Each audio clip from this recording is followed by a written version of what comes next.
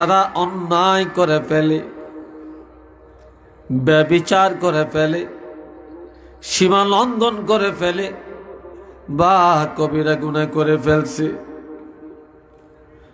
আর গুনাহ করে কারো ক্ষতি করে না, আও যালামু আনফুসাহুম, যারা অপরাধ করে নিজের আত্মার উপরে জুলুম করে বসছে, অপরাধের কারণে নিজকে নিজে জাহান্নামী বানাইয়া দিয়েছে। এরপর যাকারুল্লাহ, আমার আল্লাহকে স্মরণ করে অনুতপ্ত হয়, নিজের গুনার চিন্তা করে গুনার জন্য অনুতপ্ত হয়, কান্দে, আমার আল্লাহকে ডাকে। ফাস্তাগফারু লিযুনুবিহিম, আর গোপনে গোপনে আমার আল্লাহর কাছে ক্ষমা চায়। আমার আল্লাহর কাছে যারা ক্ষমা চায়, মাপ চায়, তওবা করে, আল্লাহ জানিয়ে দেন ওয়ামান ইয়াগফিরুয যুনুবা ইল্লাল্লাহ, হাবিব আপনি জানিয়ে দেন এমন অপরাধীর অপরাধ আল্লাহ ক্ষমা না করলে কে আছে বন্দার গুনাহ ক্ষমা করবে? আপনি আনসারকে জানিয়ে দেন আমি আল্লাহ এই আনসারের অপরাধকে ক্ষমা করে দিয়েছি। একটু চিল্লিয়া বলেন না সুবহানাল্লাহ।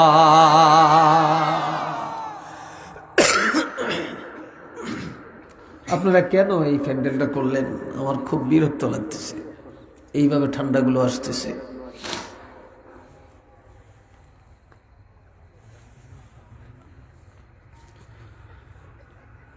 আল্লাহ, একটু দরুদ শরীফ পড়েন। আল্লাহুম্মা সাল্লি আলা মাওলানা মুহাম্মদ ওয়া আলা আলি সাইয়্যিদিনা,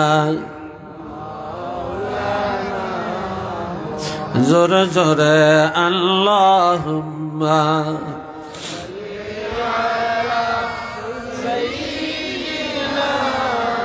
জোরে জোরে মাওলানা মুহাম্মদ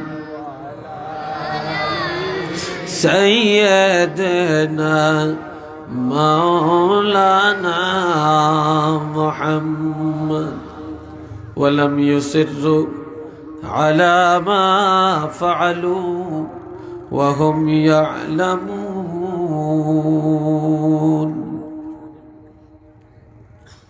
ঈমানদারেরা ইচ্ছা করে অপরাধ করতে পারে না।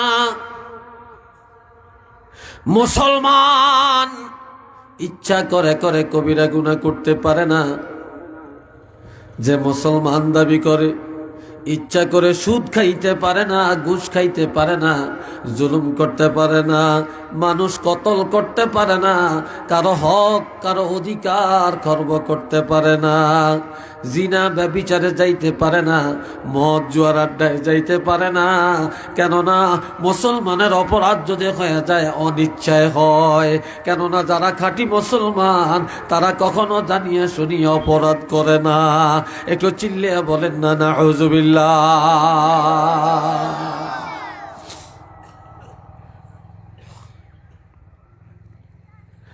আর ইচ্ছা করে যারা গুনাহ করে, আর ইচ্ছা করে করে যারা গুনাহ করে, গুনাহ করাটাকে যারা অপরাধ মনে করে না, হারাম পথে চলাটাকে যারা অপরাধ মনে করে না, এই অপরাধ মনে না করাটা এটা হলো কুফরি।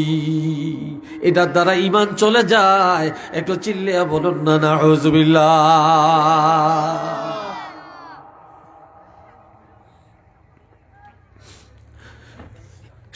সাহাবায়ে কেরামের সবচেয়ে বড় আদর্শ হলো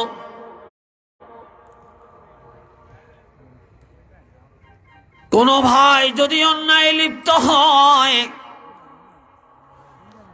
তাহলে সে ভাইকে কিভাবে ক্ষমাযোগ্য করে ছাড়বে, তওবার রাস্তা দেখাবে, তাকে কিভাবে জান্নাতি বানিয়ে দিবে। এটাই হলো সাহাবায়ে কেরামের সবচেয়ে বড় আদর্শ। একটু চিল্লিয়ে বলেন না আলহামদুলিল্লাহ।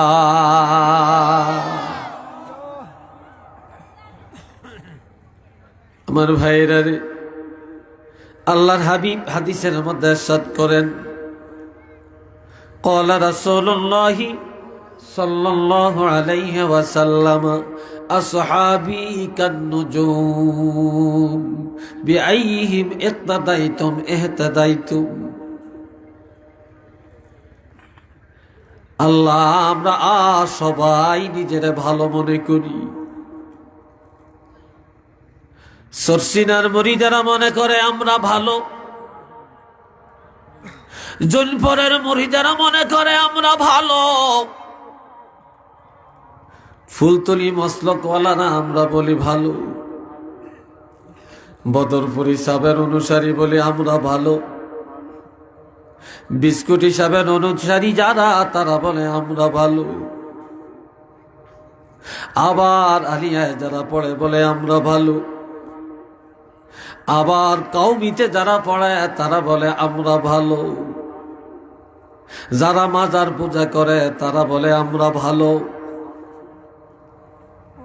যারা ঈসা আলাইহিস সালাম করে শানে রিসালাত করে কয় ভালো। কিন্তু কারা ভালো এই কথাটা, কারা সঠিক পথের মধ্যে আছে এই কথা আমার নবী বলেছেন যে আমার সাহাবীরা হলো তারকা সাদৃশ্য, আমার সাহাবীদের মর্যাদা, সাহাবীদের শান হলো এরা তারকার মতো। অন্ধকার রাত্রে যখন পূর্ণিমার চাঁদ নাই, সূর্যের আলো নাই, তখন তারকা অনুসরণ করে করে মানুষ চলে। আমি রাসূল যখন থাকব না, তখন আমার উম্মতেরা সাহাবায়ে কেরামের অনুকরণ অনুসরণ করে চলবে। যারা সাহাবীদের নিয়ম নীতির উপরে চলবে তারা সঠিক হেদায়েতের মধ্যে থাকবে, আর সাহাবীদেরকে যারা মানবে বা মানল তারাই হেদায়েত গ্রহণ করিয়া নিল। উচ্চ আওয়াজে বলেন না সুবহানাল্লাহ।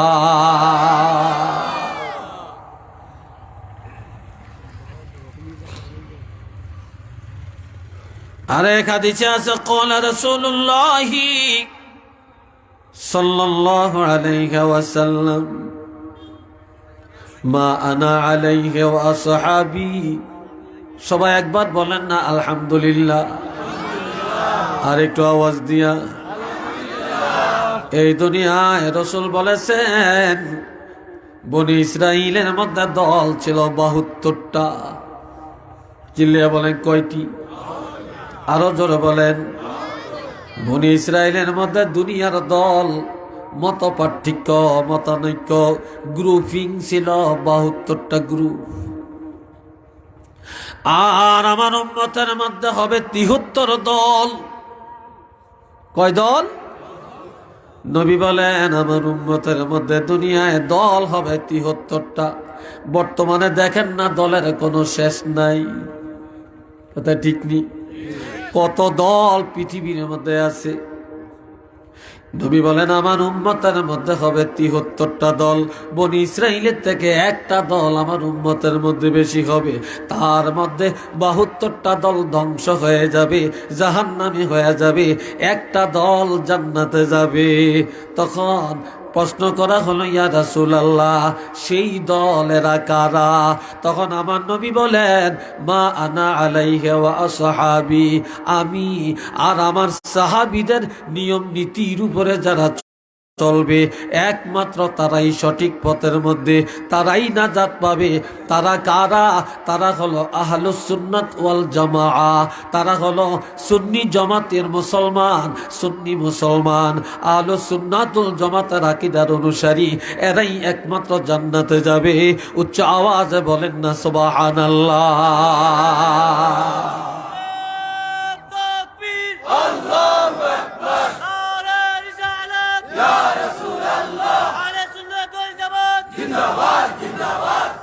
মাশাআল্লাহ, সবাই বলেন আলহামদুলিল্লাহ। তাহলে সাহাবীদের শান নবীর কথা দিয়ে এত বাড়ালেন, এত মর্যাদা যে মা আনা আলাইহি ওয়া আসহাবী, আমি আর আমার সাহাবীদের উপরে যারা থাকবে একমাত্র তারাই নাজাত পাবে, তারাই হলো আহলুস সুন্নাত ওয়াল জামাআহ। সেটা ফুলতলি মসলকেরও হতে পারে, সরসিনা মসলকেরও হতে পারে, সে যেই মসলকের হোক না কেন, যদি এই আদর্শ তার মধ্যে থাকে সেই হলো আহলুস সুন্নাহ। একটু চিল্লিয়া বলেন না মারহাবা।